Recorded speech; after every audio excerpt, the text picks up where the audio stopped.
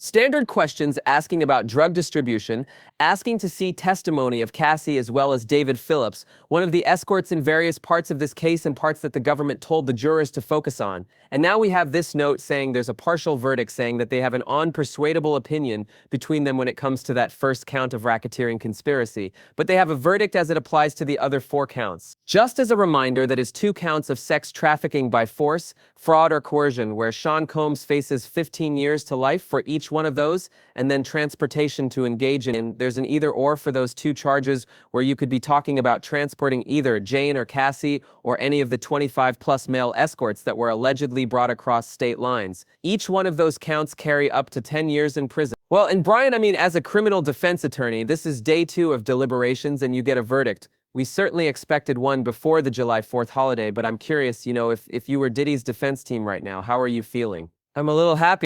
Beating the top count is great, but the issue here is that with the sex trafficking charges, they have just as much of a penalty as it does in that RICO conspiracy, the potential of life in prison. I'm a little worried, I think, especially of that Cassie charge. If he goes down on the charge against Cassie, that is a lot of time for a 54-year-old to be spending in prison a minimum of 15 years, potentially of life. But I think you're also optimistic and hopeful that the verdict doesn't necessarily mean conviction. Verdict simply means they've come to a decision.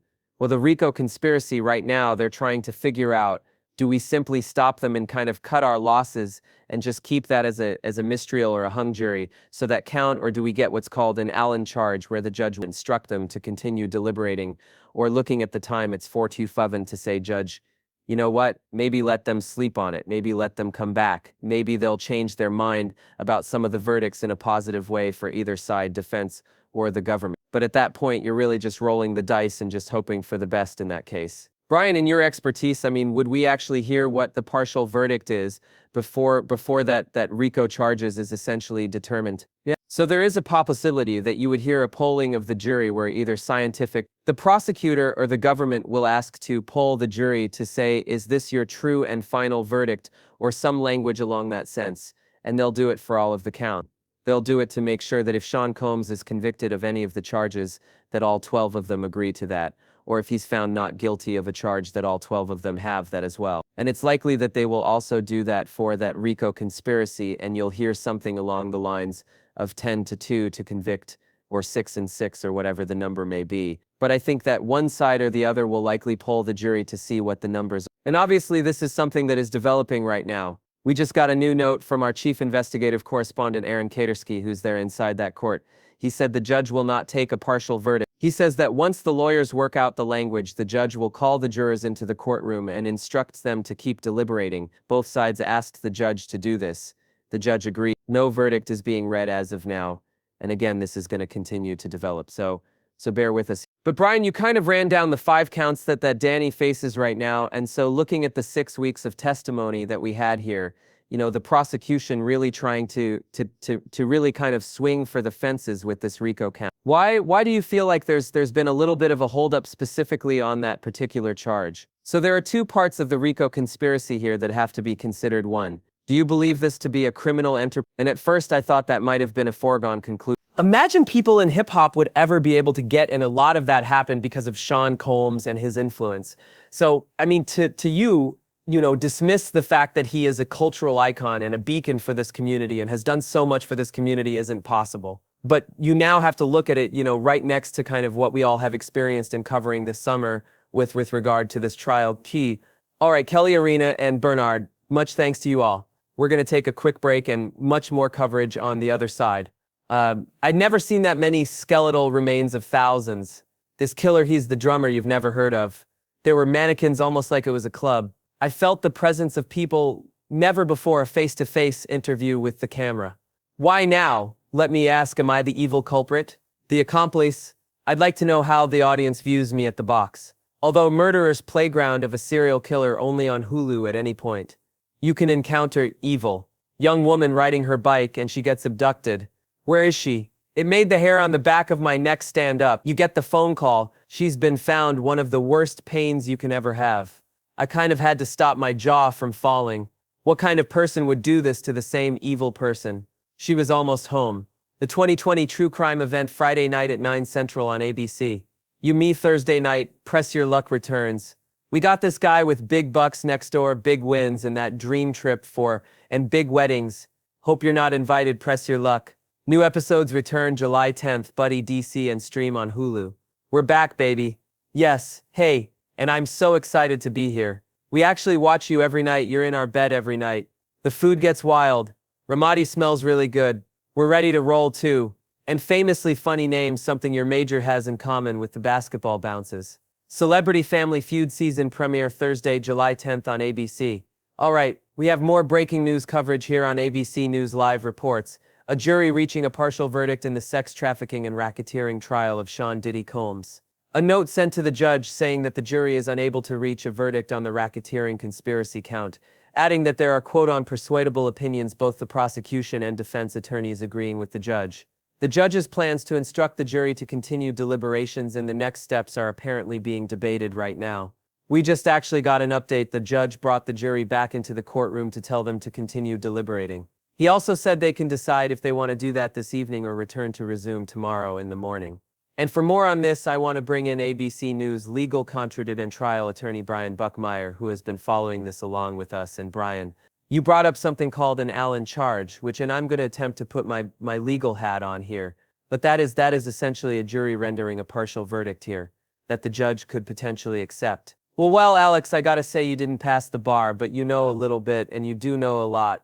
An Allen charge comes from the Supreme Court case, where if a jury has gotten to a point like we have here, where they say they're at an impartium, they feel for whatever reason that there cannot be a meeting of the mind of the 12 people, that they cannot go forward. And initially what happened is a judge would read either the standard language of an Allen charge, and you can Google it and you can probably find it for the asking while you're any kind of federal court, or they would kind of modify the language, making it shorter or longer, or emphasizing more aspects of it, depending on what the sides agree to. And basically you're telling the jury is it's your job to keep pushing forward. It's difficult and we understand you may have different opinions, but lean on each other. Friday night at 9/8 Central on ABC. What is this high school high? Joe. The vampires and walkers hate each other. We come from a town where all monsters live together. That is not going to happen. Fight for what you believe in. One of our towns won't survive to them or us. Imagine going from hip-hop kingpin to facing the possibility of life in prison for alleged sex trafficking. Now, with the trial underway, and there is life hanging in the balance of a New York jury, what will happen next? Inside that courtroom. Bad rap the case against Diddy. Breaking down every new twist, turn, and development inside the courtroom. Listen to breaking news on the Diddy trial, wherever you listen to podcasts. All right. In today's spotlight, President Trump touring the remote migrant detention center in the middle of the Florida Everglades, a so-called alligator Alcatraz. Officials say that the facility will eventually hold up to 5,000, and as part of the president's effort to ramp up deportations by expanding detention capacity while on the tour, Trump revealed some new details about who will be held there. Take a listen. It's known as Alligator Alcatraz, which is very appropriate because I looked outside and it's not a place I want to go hiking anytime soon. But very soon, this facility will house some of the most menacing migrants, some of the most vicious people on the planet. We're surrounded by miles of treacherous swampland, and the only way out is really deportation. All right, let's bring back my panel, John, Heidi McCracken, Aaron, and Heidi. I want you to kick things off with us. We're seeing a lot of pushback against construction of this facility, specifically from some of the local tribes that are in that area. But what do you make of all of this? Well, the first thing you saw, a 20% increase in the Department of Homeland Security, and so this has now become Republican policy. But I think that what you're seeing played out in the real world, in front of Home Depots and in strawberry fields, is that these aren't the worst of the worst people. These are people who have not committed crimes, and I think the public is seeing that it's not the guy who has committed all of these crimes that the president keeps talking about. It is their next door neighbor, is their daughter's son or daughter's husband. And so I think that we keep letting this president say he's only deporting criminals. That's absolutely not true. And when you look at this kind of investment, wouldn't it be great if the investment was made and actually devising an immigration policy that works for our economy, creates fairness in terms of a path forward, and actually does strong border security? This is all a big movie show as far as I'm concerned. And you know he loves the title Alligator Alcatraz, but that somehow fits the narrative of being a tough guy. But I'm not convinced that it's going to advance any kind of meaningful agenda on immigration or deportation. Well, and hop in here. I mean, do we need an alligator Alcatraz? Well, let me be very clear. Heidi is misleading when she's stating that these people aren't the worst of the worst. These are criminals the minute you come into this country illegally. That is a criminal act. That's your first act in America. I'm a legal immigrant. I came here legally. I take notice to Democrats today that continue to be stopped supporters of illegal immigrants. And yes, we do need a facility for the worst gang members, traffickers, violent repeat offenders. You're seeing statistics today, 13.5 illegal immigrants that are in our country that were not that then go through any type of security background check. We have violent offenders. We've seen rape. We've seen all of our women and children that have been victims of illegal immigrants. So yes, we have to protect the American people. And this is the fastest way to do it. This signals to illegal immigrants that if you come to our country and you commit crimes by entering, you're going to be detained. You're going to be deported immediately. Heidi, your name check. David Muir is the #1 newscast in America. All good evening. I'm Alex Prescia in Washington, and we begin with breaking news here on ABC News Live. The jury in the sex trafficking and racketeering trial of Sean Diddy Combs is done for the day after reaching a partial verdict on their second day of deliberations. The jury saying that it reached decisions on counts 2, 3, 4, and 5, but were unable to reach a verdict on the racketeering conspiracy count. The judge in the case saying that they will not take a partial verdict and instructed the jurors to keep deliberating. Those deliberations will resume tomorrow at 9 a.m. Combs faces 5 criminal counts in total. He has pleaded not guilty to all of those charges. So for more on this, I want to bring in ABC News' Rena Roy. Outside that courthouse. Also ABC News legal contributor and trial attorney Brian Buckmeyer, ABC News legal contributor and criminal defense attorney Bernarda Villalona, an ABC News contributor and senior entertainment reporter for ESPN's Inscape Kelly Carter. And Rena, I want to start with you. The jury resumes those deliberations tomorrow morning, 9 a.m. This was really a dramatic end to a second day of deliberations. Yeah, Alex. Very dramatic. We were on the air together when this note came down in the 12th hour of deliberations.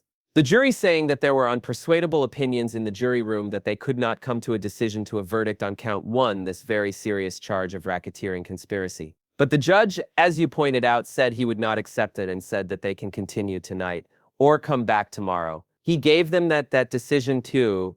As you pointed out, they decided to reconvene at 9 a.m. The judge reread them their instructions saying, in part, it is your duty as jurors to consult with one another and to deliberate with a view to reaching an agreement. Now, before they went home for the night, he told them to make sure that they keep an open mind as they continue their deliberations. Meanwhile, we're told that Combs was in the court during this. He maintained his composure while the jury was in the room, but just moments before he was emotional. When this note came in when he learned that there was a potential verdict here, he was teary-eyed. He was wiping away his tears. So a lot to keep an eye on here, Alex, as we wait for them to come back tomorrow. Yeah, certainly. Well, and Brian, I'm curious, were you surprised that it's the racketeering conspiracy charge that the jury couldn't agree on? No, I'm not really that surprised. I think and I don't want to speak for everyone, Bernard and I have been in court from day one. So has Chana Lloyd. And so we've kind of talked about this, that there might be some difficulties, I think, not necessarily in the predicate acts, but I think in whether or not this is a criminal enterprise to get 12 people to sign on to that, I think is difficult, and to hear that there are unpersuaded opinions that are differing between these people. I'm not shocked by that in any way, shape, or form. What I'm looking at now are the other 4 charges where there are a decision in my mind. It's either guilty of all 4, not guilty of all 4, or maybe 2 and 2. And I say that just because I think they could be leaning towards a guilty as it applies to Kathy Casey, as well as the transportation to engage in, and as is to her just from what we've seen in the evidence. I think we may come back on Wednesday morning and see them finally say, you know, we still can't move on this and ultimately take a verdict. Well, and Bernard, hop in here because I'm curious, what are you expecting from tomorrow's deliberation? So I'm concerned about tomorrow's deliberations, and this is the reason why, because a verdict is not official until it is taken by the foreperson.